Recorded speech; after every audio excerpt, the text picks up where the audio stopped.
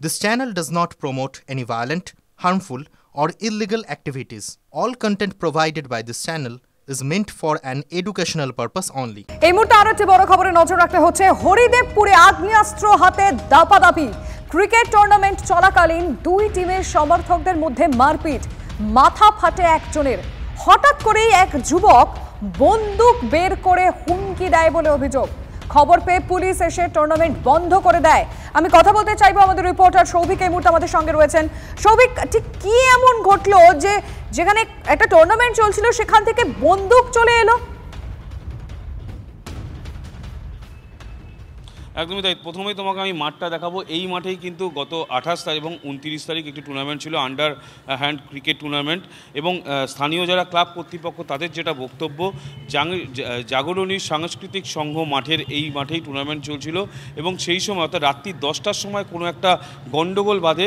আমি একবার আমার ক্যামেরা পার্সন অমিতকে দেখাতে বলবো যে রাস্তার মধ্যে মূলত গণ্ডগোলটা শুরু হয়েছিল।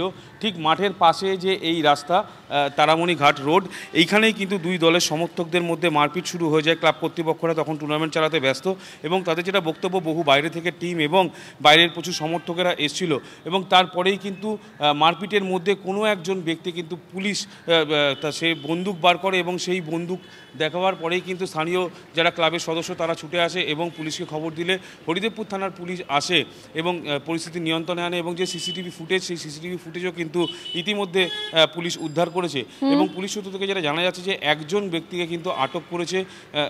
কোথা থেকে বন্দুক আসলো সেটা খতিয়ে দেখছে।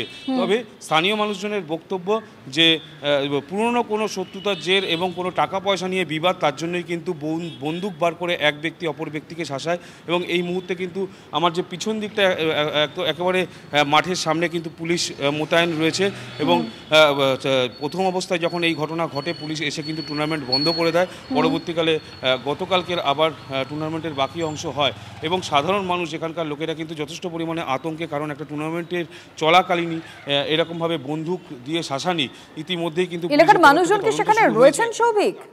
তবে কি কারণে একদমই তাই, মানুষজন রয়েছে। আমি সরাসরি একবার কথা বলে নেওয়ার চেষ্টা করব।